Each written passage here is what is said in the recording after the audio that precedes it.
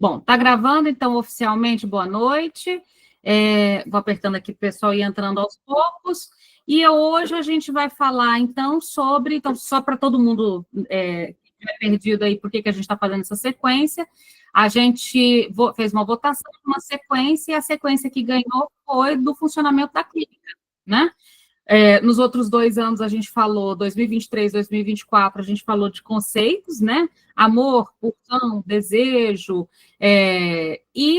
Quando a gente foi fazer a lista para 2025, o que foi mais solicitado foi do funcionamento da clínica, então a gente começou com a formação do analista, depois da formação do analista, falamos um pouquinho aí sobre o lugar do analista, e na sequência dessa lógica do funcionamento da clínica, a gente vai avançar hoje para os lugares aonde um analista, para onde o lugar vai, os tempos que o sujeito que o analista atende, e as estruturas também que se permite atender.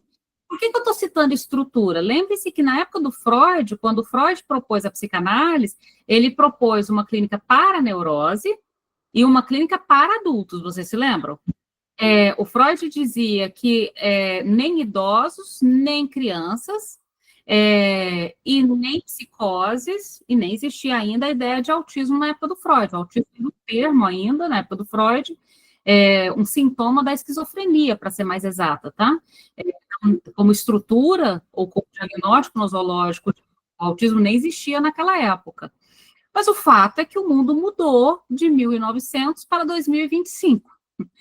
E então, em 125 anos, mudam-se também as manifestações sintomáticas, os enlaces sociais, e é importante a gente lembrar que a psicanálise, e a gente aprendeu isso com Freud, sobretudo em Mal-Estar na Civilização, por exemplo, que a psicanálise, ela conversa com a cultura. Então, por exemplo, a neurose ela é fundamentalmente um resultado da cultura. Se a neurose é um resultado da cultura, modifica-se algo na cultura, modifica-se algo no funcionamento da neurose, não?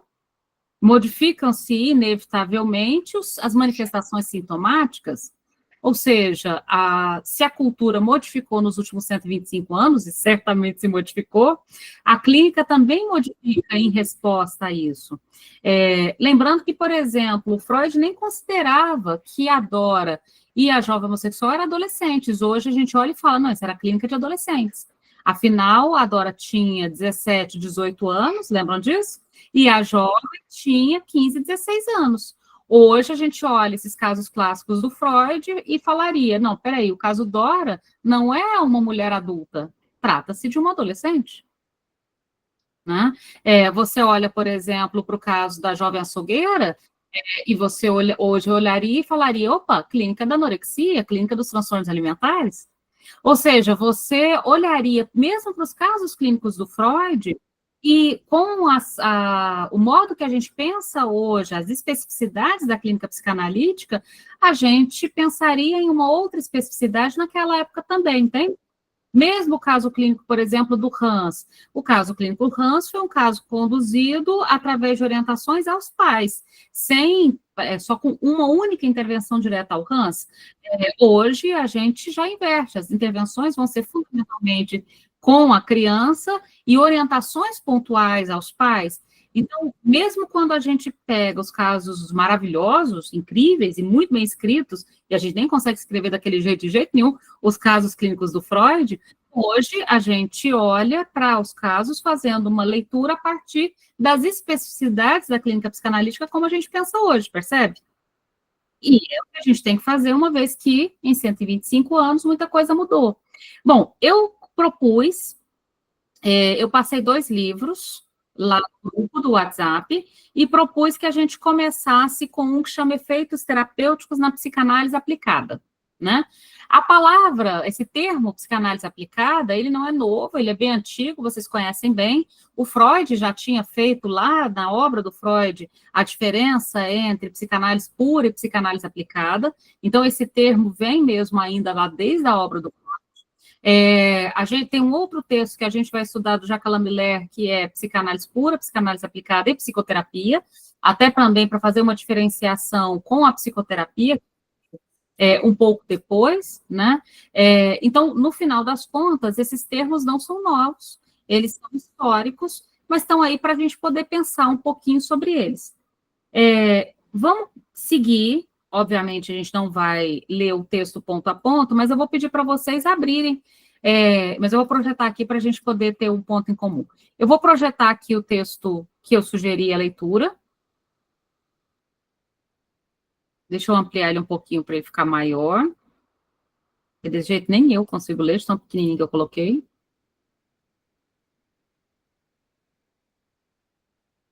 Pronto. Então, vamos avançar um pouquinho nesse texto. Eu pedi para vocês lerem, então, só para vocês se localizarem. Esse livro organizado pela Tânia, aqui, ó, Efeitos Terapêuticos na Psicanálise Aplicada, organizado pela Tânia Coelho Santos.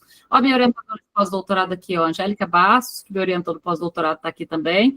Esse livro, então, foi feito pelo programa de pós-graduação em teoria psicanalítica, onde eu fiz meu pós-doutorado, diga de passagem também, há 200 mil anos atrás, porque tudo faz 200 mil anos atrás. E aí a gente vai começar estudando, então, esse primeiro capítulo aqui, Efeitos Terapêuticos na Clínica Psicanalítica Contemporânea.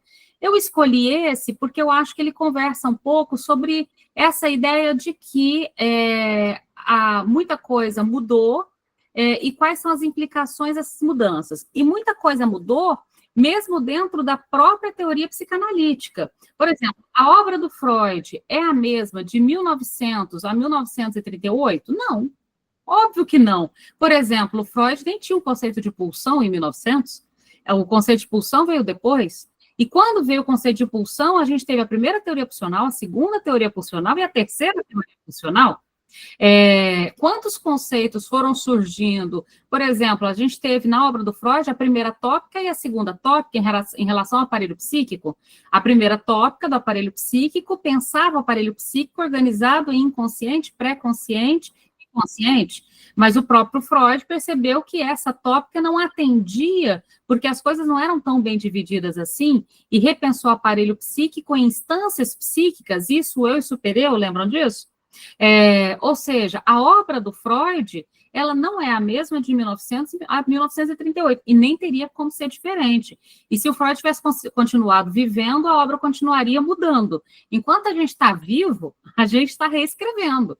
A gente está mudando, só para quando morre, obviamente, e aí outra pessoa continua. Então, os pós-freudianos continuaram, e quando Lacan morre, para a obra do Lacan, também não. Continuam os pós-lacanianos, e assim por diante. Então, a psicanálise ela é uma teoria aberta, é uma obra aberta, e quem estiver por aqui segue escrevendo. Não é essa a lógica? Segue escrevendo porque ela está em constante diálogo com a cultura e a cultura se modifica. Então, eu peguei esse texto porque ele vai nos dando notícia até dessas mudanças históricas dentro da própria psicanálise. Aqui ele fala mais dentro da mudança da obra do Lacan. Eu citei aí as mudanças na obra do Freud, mas aqui, por exemplo, ele coloca, olha, a clínica do Lacan não é a mesma antes de 58, depois de 58, e não é a mesma depois da década de 70. Até 1958, a clínica do Lacan era uma clínica que privilegiava o nome do pai, o lugar do grande outro. A partir de 58, já é uma clínica que aponta para o objeto A, e depois da década de 70, uma clínica do real. Ou seja, o Lacan tem só um, não, a gente fala de primeiro Lacan, segundo Lacan, terceiro Lacan, vocês lembram disso? Então, a própria teoria lacaniana, ela também não é uma do começo ao fim. E, de novo, se Lacan não tivesse morrido em 1980, ele teria continuado escrevendo e sei lá onde ele teria chegado.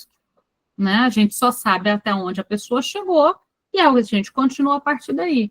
Então, esse texto é para dar uma notícia de que a psicanálise aplicada, ela existe, no final das contas, porque o mundo está em constante modificação. Mas ela tem que ser rigorosa com a teoria psicanalítica. Ela não pode, de modo algum, descaracterizar ou enfraquecer ou modificar as diretrizes fundamentais da teoria psicanalítica, tá claro? não pode distorcer, não pode... E aí, aquilo que a gente estava conversando na semana passada. Eu fico preocupada porque estão surgindo uns lugares de formação muito ruins, que vendem uma ideia de um diploma, que vendem a ideia de uma formação em 6 meses, em sei lá quanto tempo, que não faz o menor sentido. Então, só tomar um certo cuidado no sentido de que o que é a formação do analista, isso não pode se perder de modo algum. Mas, vamos lá então. Abram aí o texto de vocês, então, na página... Cadê a página? Está embaixo. Página 11. Na página 11, e eu marquei de vermelho, não reparem aí, eu risquei meio rápido, ficou uma coisinha meio trêmula, mas vai ficar assim mesmo. Eu marquei de vermelho algumas frases, porque não dá tempo, obviamente, a gente lê as 30 páginas juntas, mas alguns lugarzinhos para a gente comentar. Então, vamos lá. Quais são os impasses da clínica e da prática da psicanálise na cultura contemporânea? Então, essa é a primeira pergunta. Nós temos impasses da clínica e nós temos impasses da prática na contemporaneidade, porque a contemporaneidade impõe determinadas mudanças que nos colocam em impasse. Por exemplo, se surge o diagnóstico de autismo, isso impõe um impasse para a clínica e para a prática da psicanálise na contemporaneidade? Sim. A primeira pergunta que faz é: qual será essa clínica?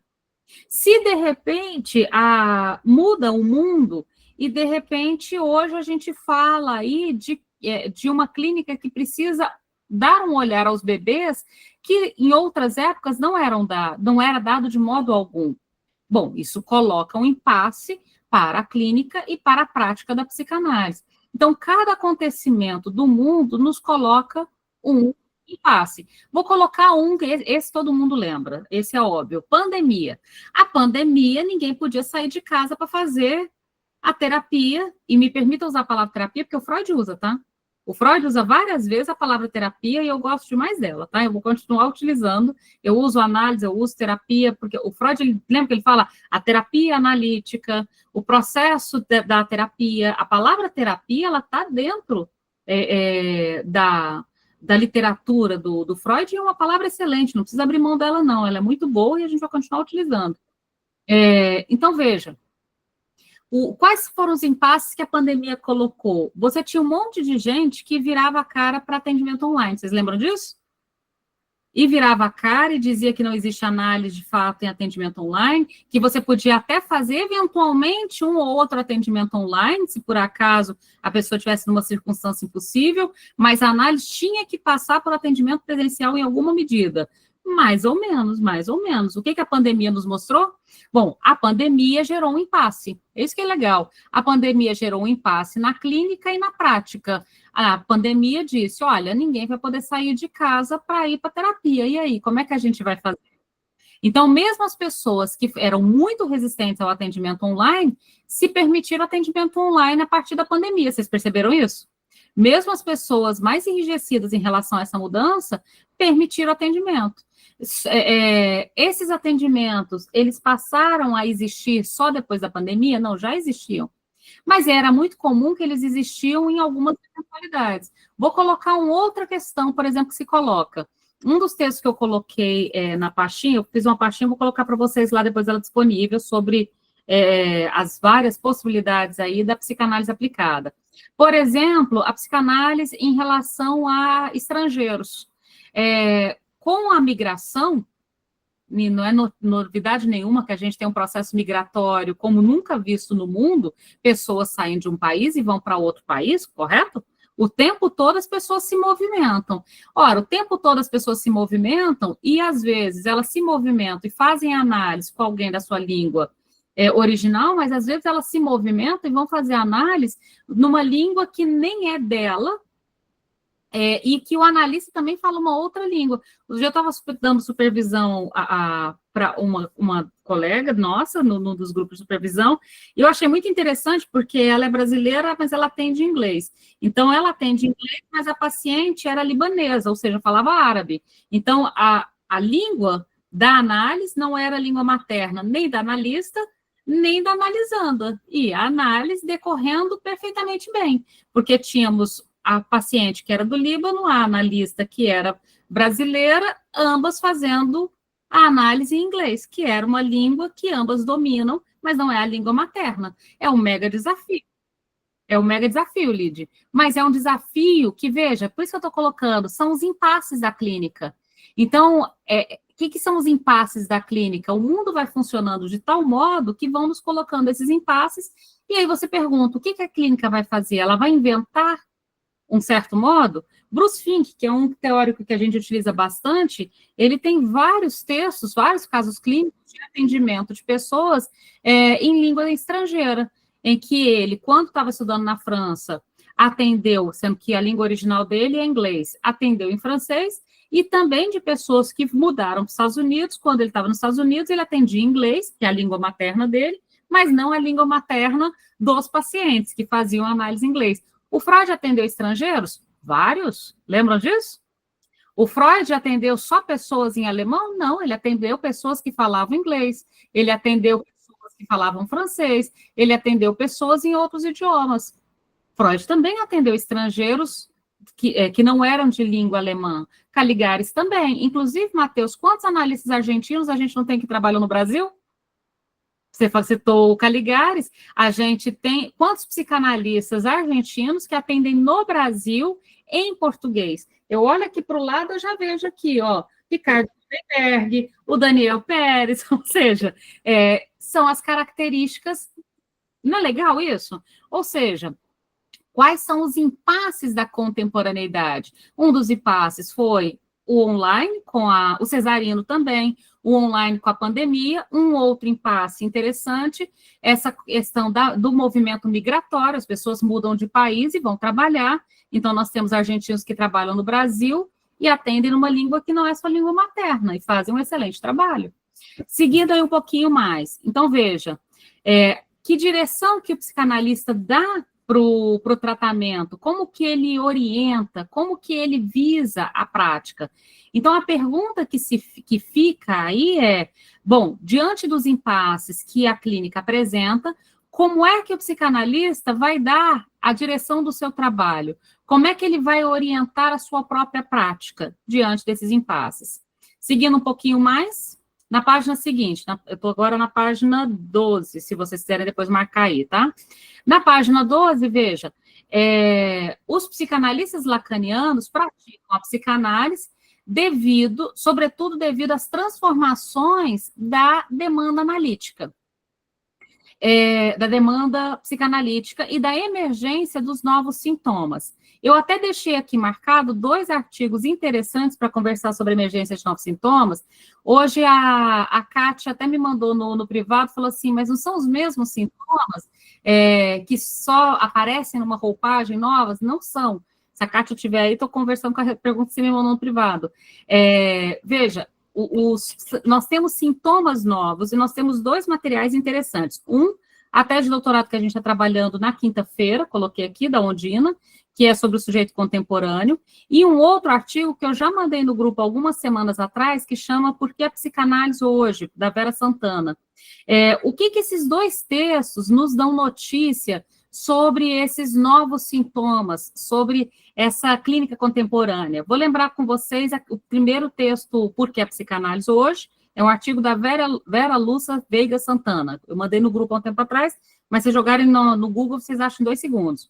Ela diz o seguinte, abre aspas, a psicanálise vive, hoje, a época do sintoma mudo, paralisado pelo curto-circuito da satisfação imediata. Os abalos da função paterna e da perda dos ideais trazem como consequência o esfacelamento dos laços sociais e o surgimento de novos sintomas que provocam novas formas de mal-estar. Essas novas formas de mal-estar expressos na segregação, exclusão, racismo, fracasso escolar, acidentes de trabalho, desemprego, consumo desenfreado de drogas, consumo desenfreado de gags, telas, levando a um excesso de gozo que determina as bases de um novo laço social. Olha que interessante, qual que é a diferença, então, do sintoma da época do Freud para o sintoma atual? Na época do Freud, os sintomas eram marcados pela falta. era uma clínica do recalque. Quem leu o texto deve ter visto isso. Era uma clínica do recalque. Na atualidade, não se trata mais de uma clínica do recalque, mas uma clínica do excesso de gozo. Só um segundinho, deixa eu só atender o interfone.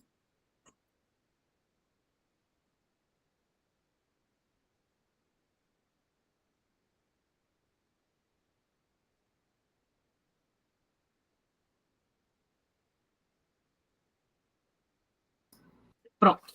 O Wesley chegou do consultório, a chave dele não quis abrir o portão. Ele ficou trancado de fora. Então, continuando, veja, qual que é a diferença, então, da época dos sintomas da época do Freud e dos sintomas de agora?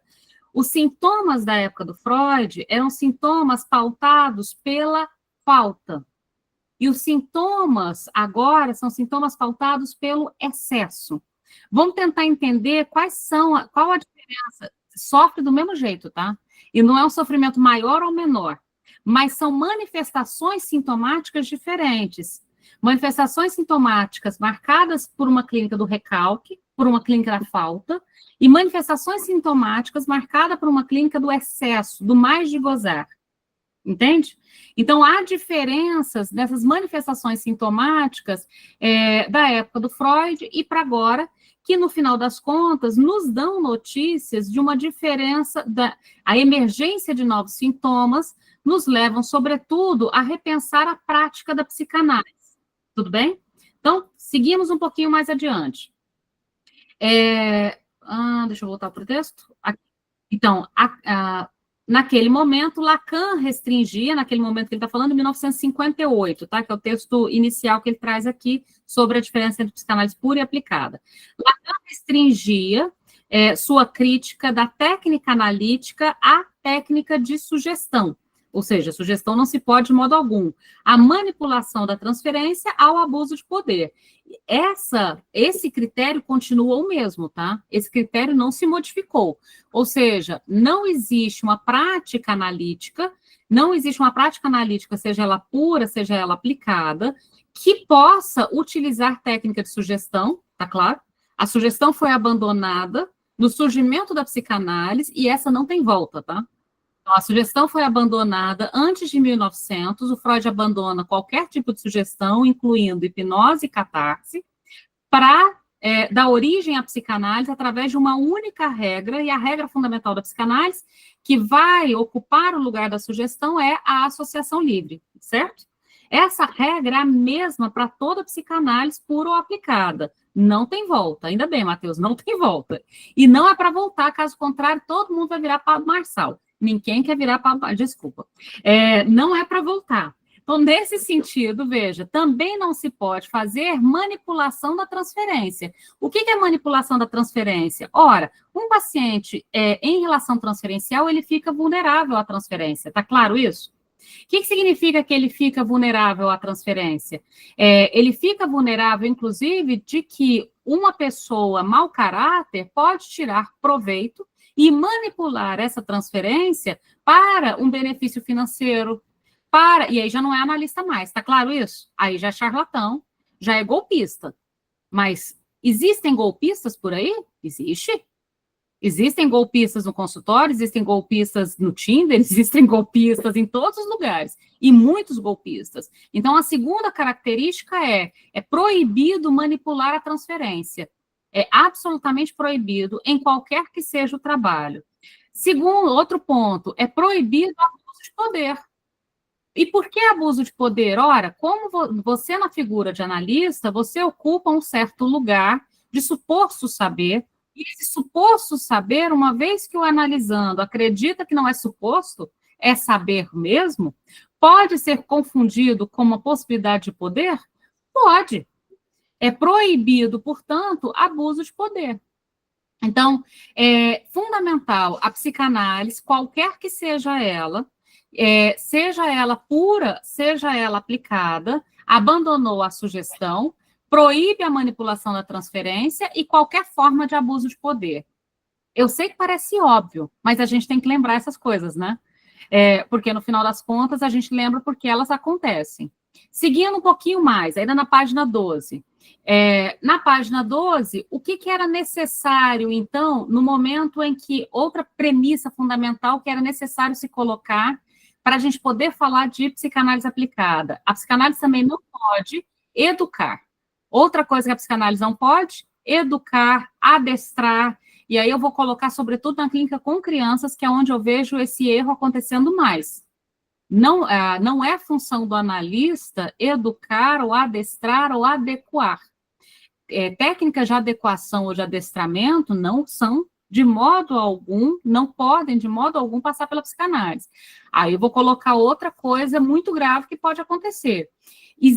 É proibido no Brasil, é completamente proibido no Brasil, qualquer coisa que vise, por exemplo, chega a ser bizarro, né? Cura gay. Já ouviram falar dessa porcaria que alguém, algum dia, criminosamente propôs? Ora, é absolutamente impossível, da perspectiva psicanalítica, que algo dessa ordem seja proposto. Porque, primeiro, você abandonou qualquer ideia de normatização, de adequação, de adestramento. Então, a quem seria essa proposta? Para benefício de quem? A análise está do lado do sujeito, e não do lado da religião, ou do lado de quem quer que seja tal adequação. E isso vale também para as crianças, tá? Eu ressalvo as crianças várias vezes, porque no campo das crianças muito se autoriza que não se deveria. Mas continuando. Então, veja, o que a gente precisava naquele momento? A gente precisava, fundamentalmente, estabelecer quais são os limites dessa psicanálise aplicada. Inclui aqui também contra qualquer tentativa de educação ou reeducação, tudo bem? Outro princípio básico, não responder à demanda. O que significa não responder à demanda? A demanda a gente recebe, mas a gente não atende. Atender à demanda significa, por exemplo, que tudo que o sujeito te pedir, você teria que fazer porque simplesmente ele te pediu. Pelo contrário, tudo que ele te pedir, tudo que ele demandar, vira material para análise. Por que ele pede isso? O que ele quer com isso que ele pede? O que está por detrás dessa demanda? Qual é o desejo que se enuncia a partir dessa demanda? Então, outro princípio básico é que qualquer que for a aplicação da psicanálise não pode atender a demanda. Bem? Outro ponto também importante, que está na psicanálise pura e na psicanálise aplicada, é que o uso do silêncio. O silêncio, ele se justifica na prática analítica e ele possui um valor interpretativo. Então, o analista tem que ocupar todos os espaços falando. Enquanto analisando estiver falando, ele está lá falando. Óbvio que não. O silêncio, ele faz parte da prática clínica, seja na clínica psicanalítica pura, seja na clínica aplicada, e ele tem um valor interpretativo. O silêncio está lá e deve ser utilizado como ferramenta. Avançando um pouquinho mais. Outros pontos importantes que eu fui marcando, a questão da demanda e da transferência.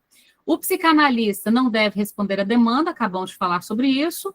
Ele não responde à demanda de amor com o objetivo de fazer emergir o desejo, esmagado por toda a demanda. Então, se você atende a demanda e a demanda da notícia de um desejo, você esmaga a demanda, o desejo que já estava esmagado por aquela demanda.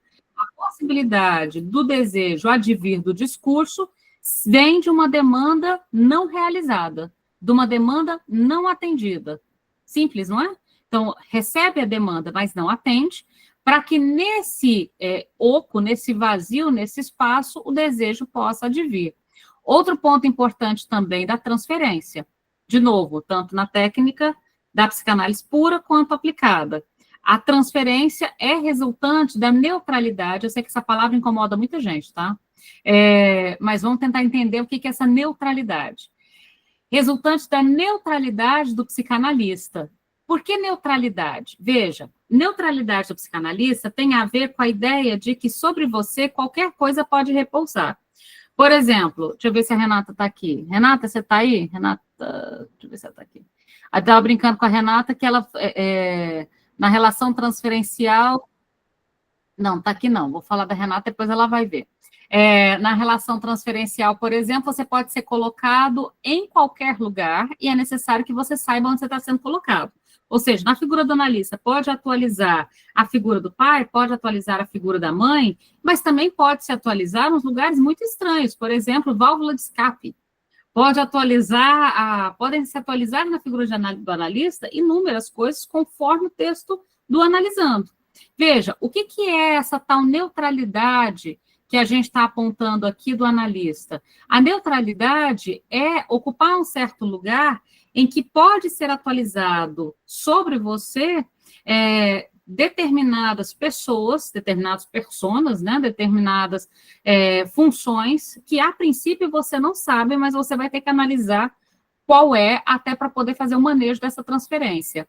Mas o fato é que a transferência não é uma mera cópia, ou seja, se atualizou em você a figura da mãe, não significa que você é uma cópia, uma simples cópia da mãe. A transferência não é uma simples reprodução de um amor infantil, mas, pelo contrário, a transferência, ao atualizar, dá notícias de um saber inconsciente, que é um saber que não se sabe, dá notícia de alguma coisa que ultrapassa a mera reprodução da figura atualizada.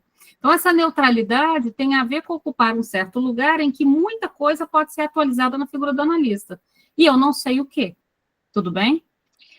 Graziele, a transferência muda ao longo da análise. Ela não necessariamente muda de sessão para sessão, mas ela muda ao longo da análise. Por isso que você analisa, o analista analisa a transferência, e essa análise da transferência vai se modificando no decorrer da análise. Ainda bem, diga de passagem. Caso contrário, a análise se tornaria impossível. Continuando um pouquinho mais, eu vou dar um saltinho aqui por causa do tempo, tá? Que eu fui anotando aqui no texto, depois vocês olham, sobre cada um dos elementos que são peças fundamentais para a prática da psicanálise e que precisam aparecer em toda a prática clínica mesmo da psicanálise aplicada, que são elementos de transferência, não atender a demanda, recusar a cura, não educar, mas também o que fazer com a resistência, a direção do tratamento, o que fazer com a resistência, por exemplo, isso é uma coisa importante. Por exemplo, na psicanálise lacaniana, a gente não ataca a resistência, tá? O sujeito apresenta resistência, você não aponta para a resistência e fala, isso é uma resistência. Você entende que apontar para a resistência é fazer a resistência aumentar mais ainda? Então, você não aponta para a resistência, você não ataca a resistência, você não explicita a resistência. O que você faz com a resistência? Ela te dá notícias de que há ali, aonde a resistência apareceu, um conteúdo que está fazendo um esforço para não sair e que pode ser interpretado. Então, o que você vai interrogar não é a resistência, mas os significantes que apareceram como manifestação da resistência. Uma palavra foi dita, um significante foi escondido. Então, os significantes que apareceram. Agora, você não ataca a resistência, isso também é algo fundamental no funcionamento da clínica. Vamos dar um pequeno salto. Outro ponto importante que não pode ter em qualquer especificidade da clínica: receitas. Ou seja, o analista precisa estar convencido de que receitas e direções standard não servem para nada. Então, a gente tem um modelo de tratamento em que a gente vai para a sessão 1. Na sessão 1, nós vamos fazer X, Y, Z. Na sessão 2, você vai fazer A, B, C. Não tem. Não tem uma receita e não tem uma standard, e mesmo se tivesse, não servem para absolutamente nada, porque, no final das contas, essas receitas não respeitariam a lógica da singularidade. Outro ponto importante, que é o que eu coloquei logo no início da nossa fala, mudou muita coisa de 1900 para 2025, ou de 1958, que é quando o texto do Lacan foi escrito, para 2025, certamente não estamos mais nem em 1958, nem estamos em 1900, estamos em 2025. E qual a diferença de estarmos em 2025? E aí vem a questão da gente pensar como funciona a contemporaneidade, quais os impasses que a contemporaneidade coloca sobre a clínica e como que a clínica vai responder a esses impasses, inventando, entende? Inventando uma prática que respeite a base teórica. A teoria não modificou. É a prática clínica que respeita essa base teórica que é inventada a partir dos impasses da contemporaneidade. Então, já os evoquei, página 16. O certo é que a própria doutrina antecipa a ascensão do objeto A ao zênite da civilização contemporânea, tomando o conceito de gozo, pouco a pouco, o lugar e a importância do conceito no nome do Pai. Eu já falei isso há 2 minutinhos atrás, mas vocês se lembram. No primeiro Lacan, ou seja, nas primeiras elaborações lacanianas, a prevalência da clínica focava no outro com letra maiúscula, no grande outro e no nome do Pai. Então, era uma clínica do grande outro. A partir de 1958, depois de 1958, o objeto A passou a ter um lugar privilegiado. Quando a gente coloca o zênite da civilização, o objeto A passa a ser o auge da civilização. O que a civilização mais quer? Alcançar objetos A. E o objeto A, a gente já conversou sobre isso várias vezes, muita coisa se atualiza do objeto A. O objeto A é o objeto de consumo, o objeto A é o celular, o objeto A em as substâncias e a juventude. O objeto A, vocês entendem? O objeto A é aquilo que se persegue como valendo a minha vida. Pense no filme A Substância. O objeto A, por exemplo, a juventude, vale a minha vida. Você coloca um líquido com cor de post-it no teu corpo em nome de um objeto A. Então, o objeto A, ele passa a ocupar esse lugar de zênite da civilização.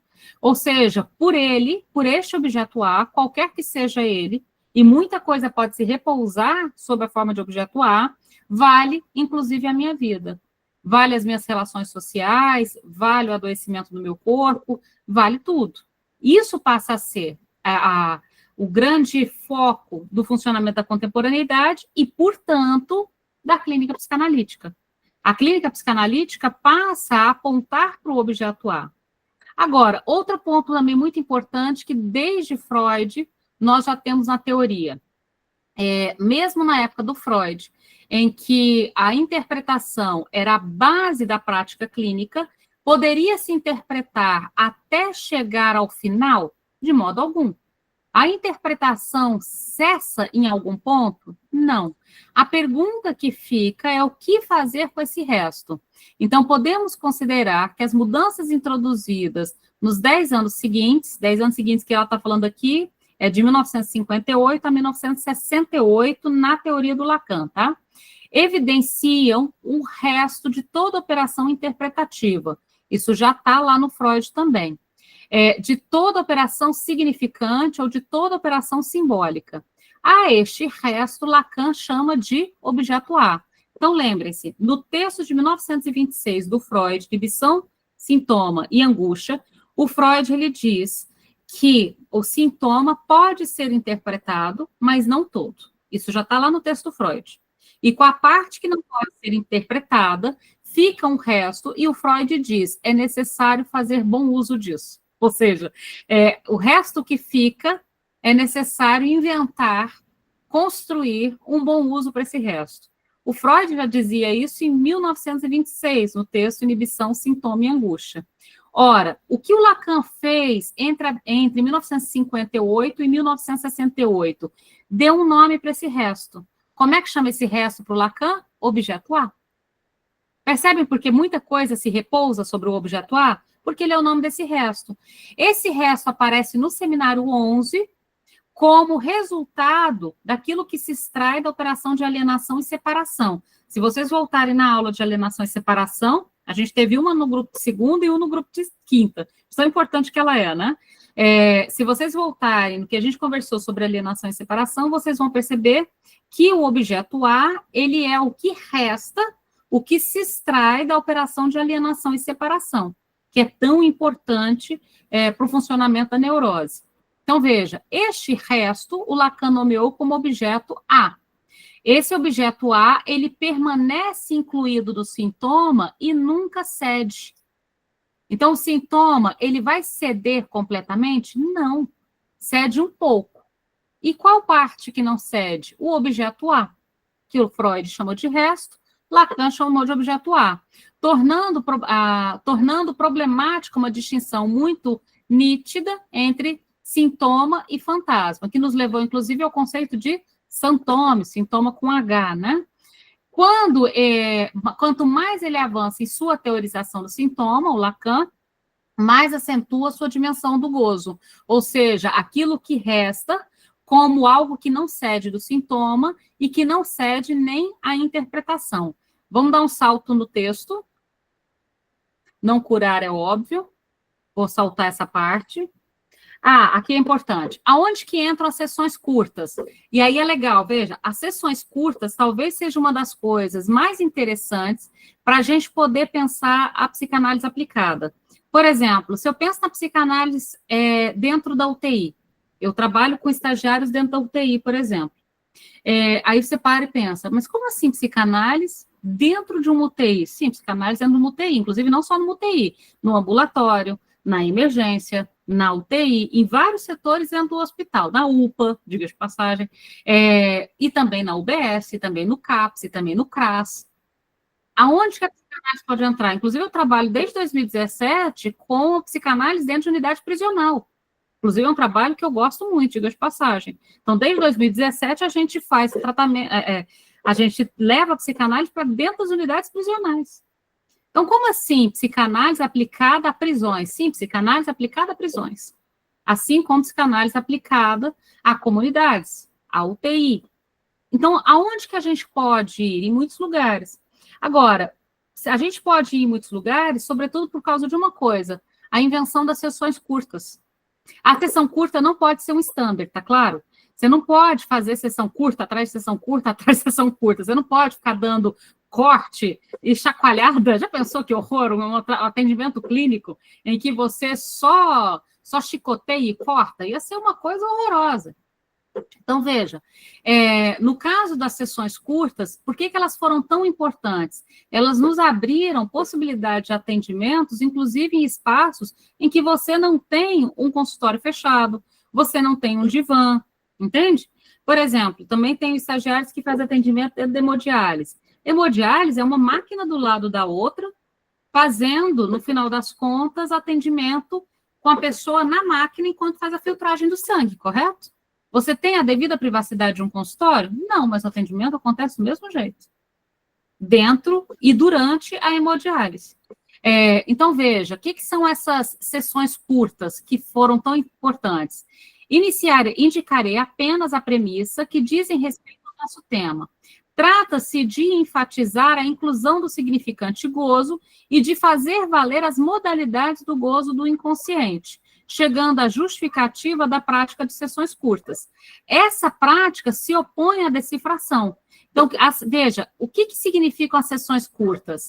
A decifração, ela precisa de um longo trabalho, percebe?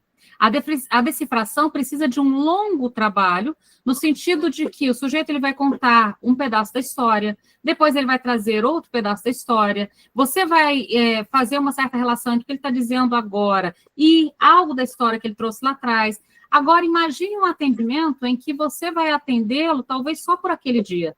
Você tem como trabalhar no campo da decifração? Eu nem tenho material da vida dele para decifrar. Consegue entender o problema? Eu não posso decifrar com base no que eu tiro do chapéu. Imagine, aí vai virar igual o jogo do bicho, né? Você sonhou com não sei o quê, você vai jogar não sei o quê. Você não pode decifrar com base em nada que não venha da história do sujeito. Mas em atendimentos, em determinados atendimentos, inclusive o Freud fazia atendimento em praça, viu? Vocês sabem dos atendimentos também que o Freud fez de psicanálise aplicada? Sobretudo entre a Primeira e a Segunda Guerra Mundial, que tinha uma população, inclusive, muito adoecida e completamente empobrecida, Freud fez atendimento gratuito em praças públicas, percebem? Isso é de longa data também, tá? Freud atendia andando também. Então, veja, o que a gente... Veja, pela decifração, eu tenho como fazer um atendimento de 1 dia, de 2 dias, de 3 dias? Um atendimento em que o paciente, você vai ter um encontro com o paciente, inclusive o Freud também não tem um caso clínico, andando pelas montanhas, já que alguém falou que andando, em que ele encontrou com a paciente uma única vez? Percebem? Mas a decifração é um problema nesse método. As sessões curtas, então, elas aparecem justamente como uma certa oposição a uma prática de decifração. Significa que eu estou abandonando a ideia de decifrar o sintoma? Não, mesmo porque eu nunca decifro completamente. Mas significa que o decifrar tem um limite, e esses limites é o que a gente está conversando agora, e a gente precisa de outros recursos. Veja, uma vez que insere o corte no próprio momento da elaboração, então chega num certo limite da elaboração, que você, ao invés de seguir elaborando, você faz um corte. Visando não prosperar ao infinito com a questão, o que isso quer dizer? Já pensou que coisa esquisita também? A pessoa, ela interpreta até um ponto, aí para. Aí você pega um pedaço do que faltou e coloca. O que isso quer dizer? Aí a pessoa interpreta um pouco, aí ela para. Aí você pega o pedaço que faltou e joga de novo. O que isso quer dizer? Até onde que a gente vai com essa brincadeira? Vocês conseguem entender que não dá para levar ao infinito o que isso quer dizer? Seria absurdo levar ao infinito? Então, veja, visando não prosperar ao infinito com a questão o que isso quer dizer, e bem realçando com isso quer gozar, é que vem a ideia do corte e da sessão curta. Não é simples? Ou seja, o corte e a sessão curta tem a ver com o limite desse infinito de decifração. Não dá para decifrar até o infinito e além. Em algum ponto, isso chega ao limite. Continuando um pouquinho, os sintomas contemporâneos parecem bastante afastados dos primeiros princípios articulados na direção do tratamento.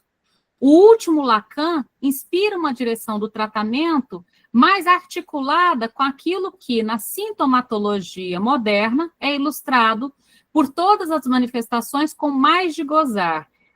A gente conversou sobre isso lá no início. Os sintomas do Freud estavam relacionados com recalque. E os sintomas da contemporaneidade com o mais de gozar, com o excesso. Então, falta na época do Freud, excesso na contemporaneidade. E é só olhar para o lado que a gente vê os excessos, tá? Não está difícil de encontrar os excessos.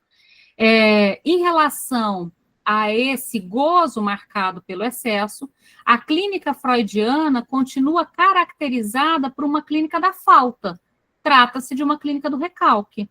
Percebe essa diferença? Então, a clínica freudiana, fundada em 1900, é uma clínica do recalque, uma clínica da falta. Essa clínica atende até um ponto, e atende muito, mas não atende tudo, porque nós temos hoje novas formas de sintomas marcado pelo excesso e não pela falta. Tudo bem? Continuando um pouquinho mais. Daqui a pouco eu volto nisso, Fred. Seguindo, uma angústia maior ligada ao não sentido e ao empuxo do gozar.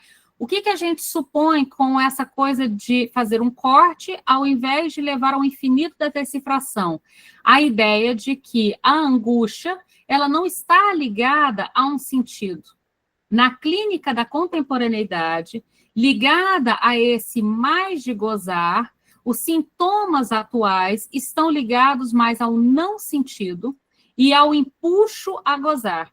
O problema é que me vê um monte de exemplo na cabeça, mas o que mais está me passando na cabeça, porque tem me chamado a atenção, vocês já viram a quantidade de pessoas muito novas, muito em forma, que têm morrido de infarto? Me chama um pouco de atenção.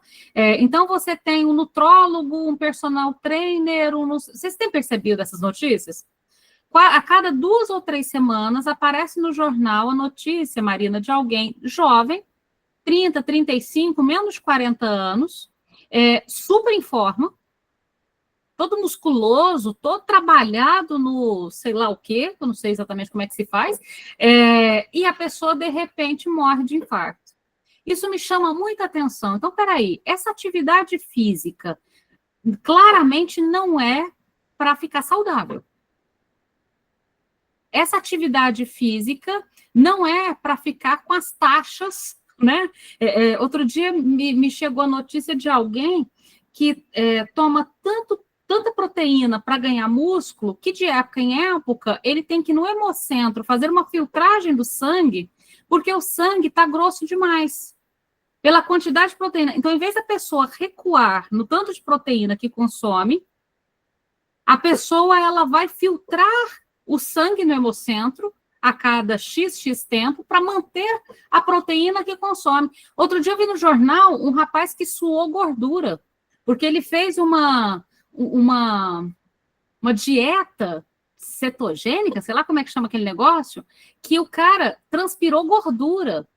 Vocês entendem que isso é um empuxo a gozar? Que isso é um mais de gozar?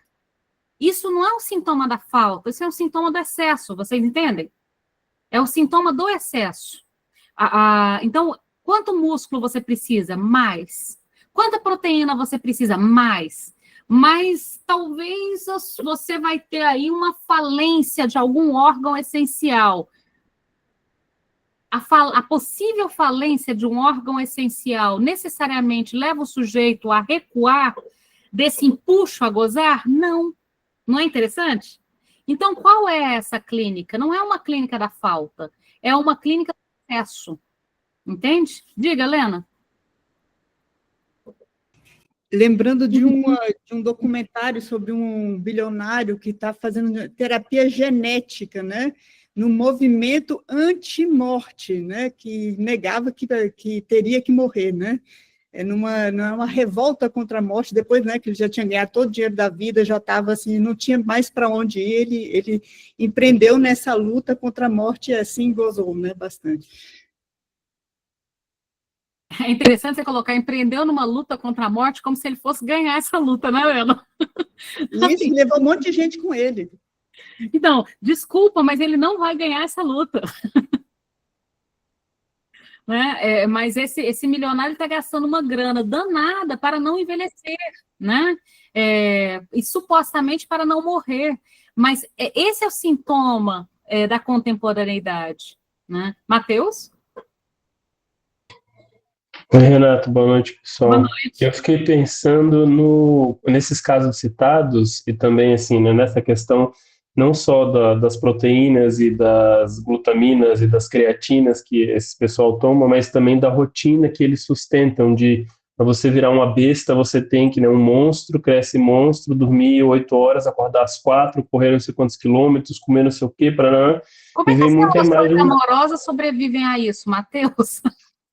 Eu acho que tem que ser gente que está no mesmo lugar de busca, assim, né, dessa obsessão, porque eu também não entendo. Mas aí você vê casais que malham juntos, que entendeu, usam a mesma roupa e comem a mesma coisa, e dividem, né, não só algo bastante narcísico, eu acho, mas fiquei pensando na questão do super-eu, né, como que se tem uma inflação do super-eu nesses casos, porque esse empuxa ou mais gozar, talvez me veja essa questão, não sei.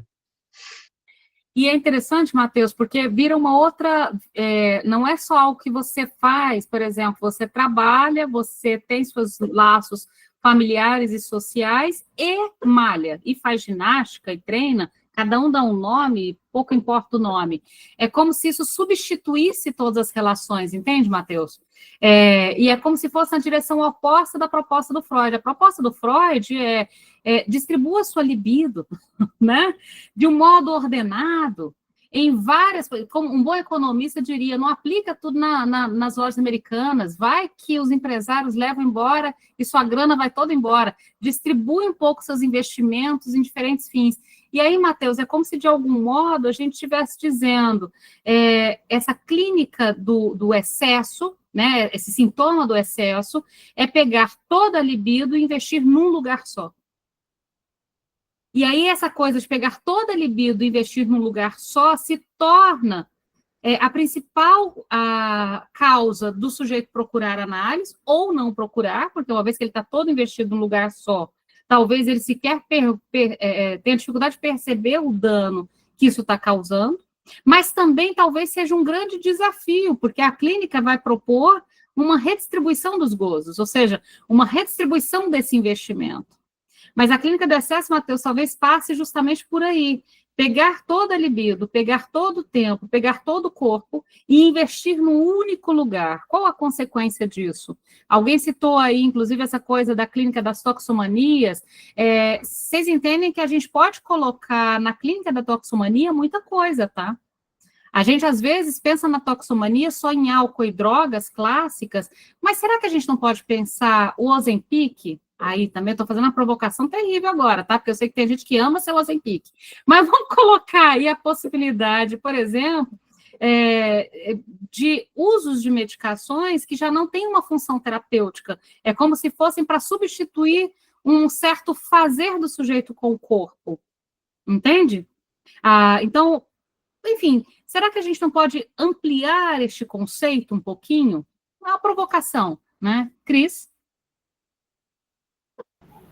Renata, quando você fala desses excessos hoje, né, que é diferente da época lá de Freud, que tratava essas questões da falta, do recalque, etc. e tal, eu fico me perguntando se tem relação também com aquela frase clichê de que todo excesso esconde uma falta, né? Quando você vê esses casos nesses programas, quilos mortais, por exemplo, né, que é um excesso gigantesco de alimento, né? E hoje a gente vive todo esse excesso não só em alimento, mas em tudo que você está dizendo aqui, né?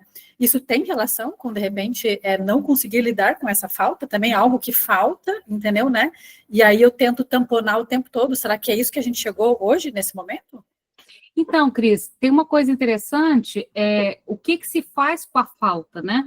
Veja, o sujeito, o neurótico, vamos brincar com o neurótico freudiano e o neurótico contemporâneo, essa comparação entre os dois está na tese da Ondina, que chama Clínica do Santoma e o Sujeito Contemporâneo, da Ondina Maria Rodrigues Machado, uma tese da UFRJ. Ela faz uma comparação interessante. Qual que é a diferença entre o neurótico freudiano e o neurótico contemporâneo que ela coloca, né?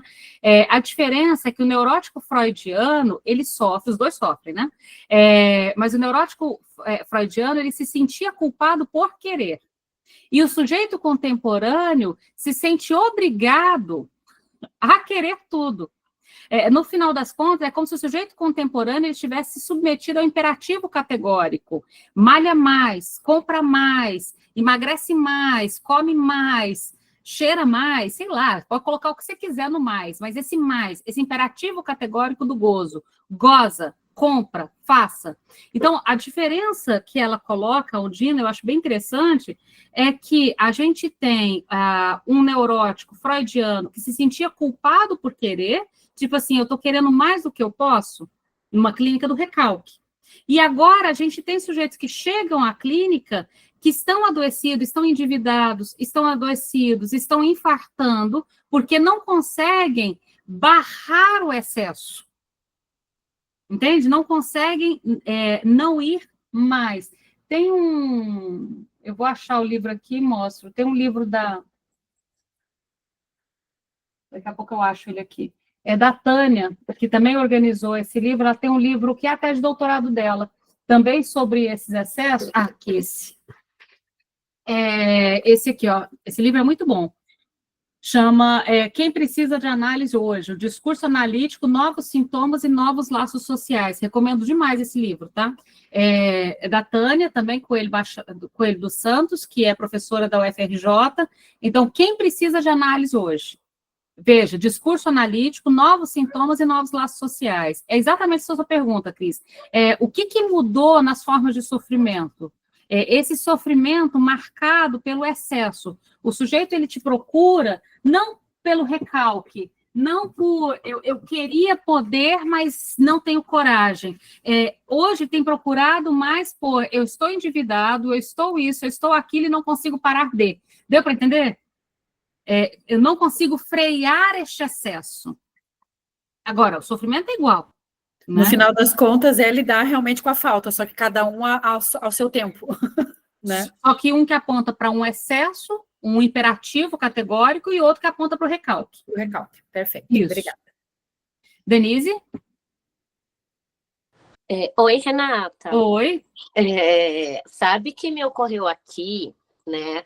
Que isso também tem muita relação com, na verdade, o neoliberalismo e a tudo que nós somos aqui tragados e empurrados né, para essa alta performance, para a atenção dessa eficiência, né?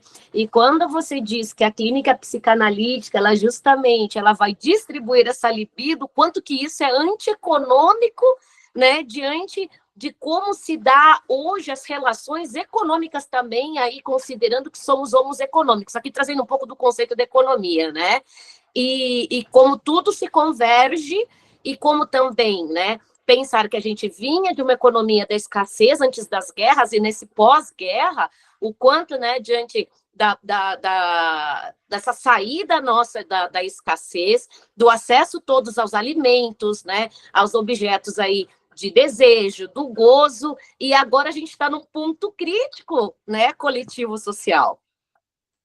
Mas, Denise, tem tudo a ver, é isso que a gente está apontando. Veja, a psicanálise, ela surge lá desde o Freud, por isso que o Freud tem Fruto de uma Ilusão, Mal-Estar na Civilização. O que ele estava dizendo? A neurose é um produto da cultura. A neurose, ele é um resultado da cultura. Tem até, deixa eu ver se eu acho aqui, agora eu não vou achar. É porque eu escrevi um texto sobre isso, estou tentando achar meu próprio livro, não estou achando, tá? Mas, quer dizer, ali em cima tem um monte, mas eu não vou pegar agora, não. Tem o Freud, ele vai apontar que, no final das contas, a neurose, ela é um resultado da cultura. Nesse sentido, Denise, se a cultura, ela vai para essa direção voraz, posso chamar de voraz, gente? É o capitalismo selvagem, né? Essa coisa devoradora. Os nossos sintomas também vão. Então, o sintoma, ele tem esse lugar de responder ao que há de sintomático, de assimilar. Vocês lembram que a neurose, pela alienação e separação, ela assimila. Vamos lembrar lá da formação de compromisso. Veja, você tem um desejo inconsciente, você tem as exigências da cultura. O mecanismo da neurose é um mecanismo de assimilar as exigências da cultura. Então, se a cultura se sustenta nesse funcionamento voraz do capitalismo, o sintoma, que é o resultado desse compromisso, ou seja, essa solução de compromisso, que é assimilar isso que vem da cultura, o sintoma vai ter essa manifestação também. Então, conversa perfeitamente com o que você colocou. Antes de passar para você, Thaís, eu vou voltar aqui no texto rapidamente, só para fechar em 2 pontos. Veja, voltando lá no texto, na página 29, e é só uma ressalva que é de extremíssima importância. Então, a psicanálise aplicada, ela pode funcionar, ela é excelente, ela dá margem para espaços extremamente importantes, mas é importante também que ela não leve a uma degradação da psicanálise, está claro? Ela não pode degradar a psicanálise. Então, veja, aproveito aqui também para lembrar, página 29, uma pequena lição de epistemologia. Uma prática esclarecida não se degrada, nem abandona os seus princípios. Então, qual que é a regra fundamental da psicanálise? Associação livre. Quais são os conceitos da psicanálise? Inconsciente, pulsão. Então, uma prática esclarecida não degrada, não abandona os princípios da teoria. Então, ao deformar os conceitos para ampliar o campo da experiência. Então, eu posso ampliar o campo da experiência, mas eu não posso deformar os conceitos. Eu não posso degradar a psicanálise, tá? Nesse sentido, então, apliquemos a nós mesmos a definição do Gaston Bachelard, depois vocês voltam, mudando a relação entre puro e sua aplicação. Quando se vai no sentido de uma extensão, isso é, da variação entre as práticas, a aplicação não pode corresponder a uma degradação. Então, a psicanálise aplicada, ela precisa continuar, no final das contas, respeitando a teoria base da psicanálise. Mas quando que ela acontece? Veja, quando as condições ideais para o exercício da psicanálise não estão reunidas. Por exemplo, uma pessoa que está presa, nós temos dentro da unidade prisional as condições ideais para atendê-la? Não, mas então ela não vai ter atendimento? Vai ter atendimento, mas eu não tenho as condições ideais. Então, como será uma psicanálise aplicada aos presídios? Uma pessoa que está na UTI, numa situação extremamente vulnerável, talvez seja o momento que ela mais precise de uma escuta qualificada. Então, eu não vou oferecer porque eu não tenho as condições ideais? Não, eu vou oferecer. Mas como que eu vou fazer o exercício da psicanálise quando as condições ideais não estão reunidas? É possível considerar várias outras modalidades de prática, mais ou menos distantes do divã. Então, por exemplo, uma criança não vai para o divã, então uma criança não vai para o divã. Eu vou, então, desconsiderar a prática clínica de uma criança? Não. Eu vou ter que pensar como será essa prática clínica para uma criança que não pode ir para o divã. Para fechar, veja, os princípios gerais da psicanálise não são, portanto, forçosamente enfraquecidos pelas necessidades sociais das práticas psicoterápicas, às quais Freud aludiu a confrontar psicanálise e psicoterapia. O desvio se produz a partir do momento em que visa uma cura acelerada. Utilizei a palavra enfraquecido e se pôde opor essa palavra ao termo degradado, caso tomemos enfraquecimento no sentido lógico, deixa eu descer aqui, do termo. Bom, o que se chama de uma lógica enfraquecida não significa a falta de axiomas ou a falta de princípios, pois se trata de uma lógica que suspende a ambivalência entre verdadeiro e falso. Então, esse final do texto, depois vocês vão voltar aí, basicamente é para lembrar que a psicanálise aplicada, tanto o tratamento quanto os próprios efeitos terapêuticos, inscreve-se nessa epistemologia da deformação, da topologia, da anamorfose, sei lá, dos conceitos. Ela não se confunde com a degradação dos princípios, a saber, a definição do inconsciente estruturado como linguagem e a complexa relação entre inconsciente e pulsão. Então, sim, a gente pode pensar na psicanálise aplicada à psicose, na psicanálise aplicada ao autismo, na psicanálise aplicada à infância, na psicanálise aplicada à questão das toxomanias, na psicanálise aplicada a determinados espaços públicos, como CREAS, CRAS, comunidades. Mas, qual que é a questão? Então, o problema não é achar que a psicanálise não pode ir a todos esses lugares. Pode e deve. O problema é saber, e esse é o ponto fundamental, o problema é saber qual o remanejamento da técnica. Por exemplo, como que eu vou conseguir a associação livre com crianças? Elas não vão para o divã. Então, como eu vou remanejar a técnica para respeitar a regra fundamental da associação livre com crianças? Autistas não verbais, como é que eu vou propor a escuta no caso de autistas não verbais? Consegue entender a lógica? Então, a lógica não é que eu não vou fazer, a lógica é como que eu vou remanejar a técnica.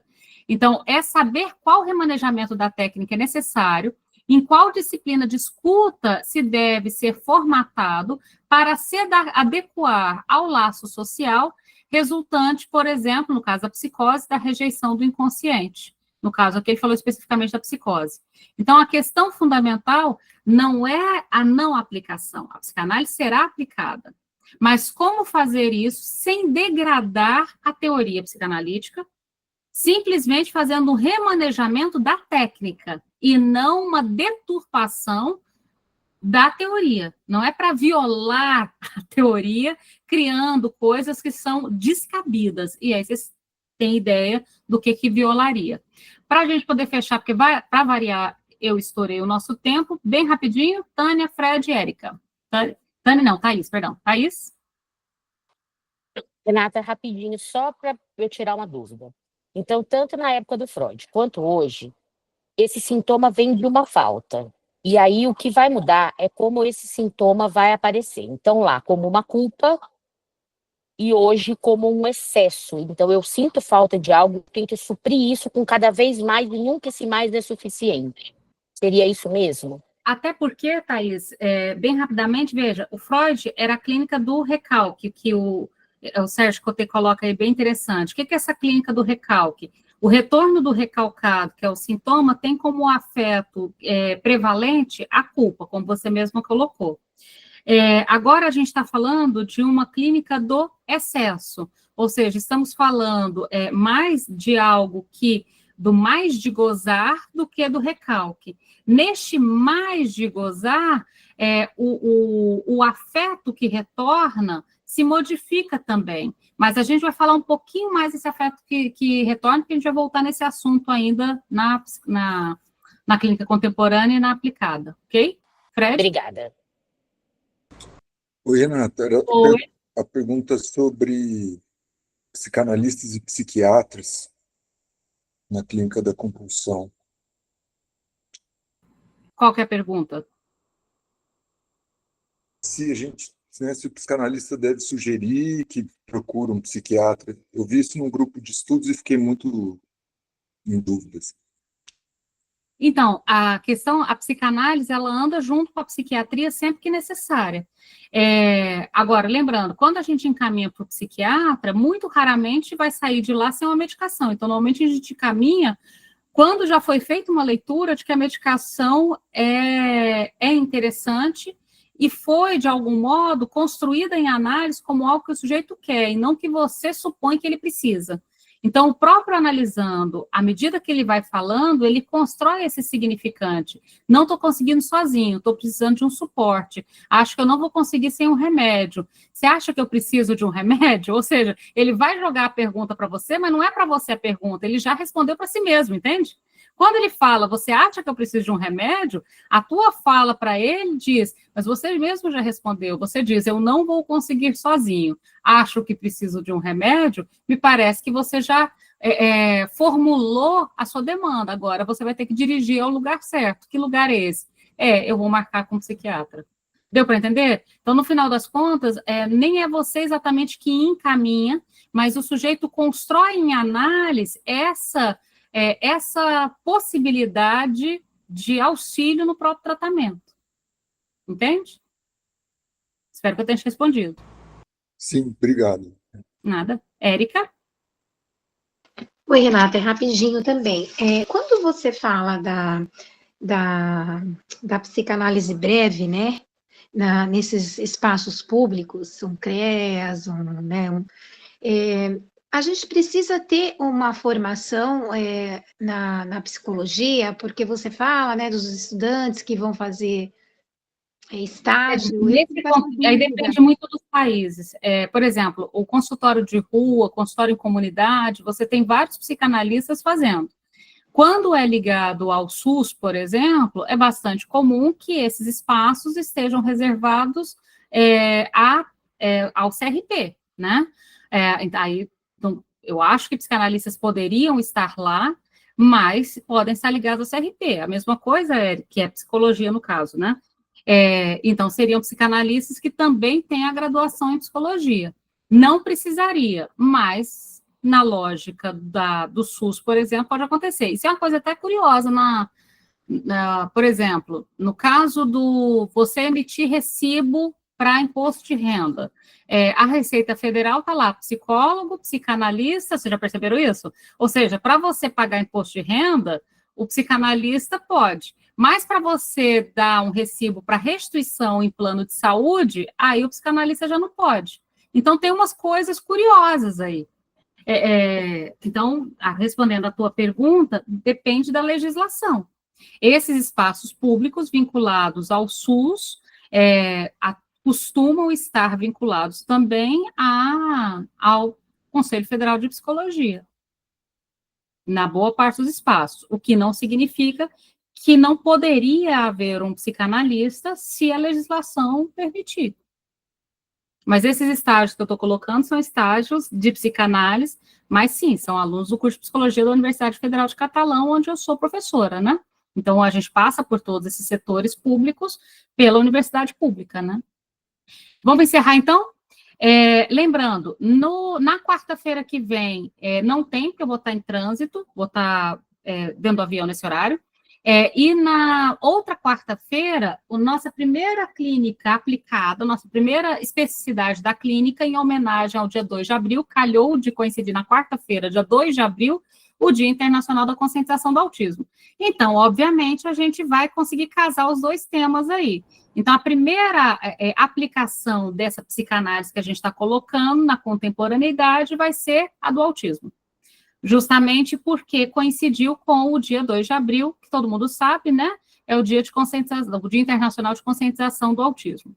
Então, a gente se vê no dia 2 de abril, e a primeira clínica que a gente vai falar vai ser do autismo, e na sequência a gente volta para a clínica com crianças e vai descendo para todas aquelas outras listas. Beijo para todo mundo, bom descanso. Beijo, obrigada. Até dia 2. Tchau. Bom descanso. Tchau. Tchau. Tchau. Obrigada.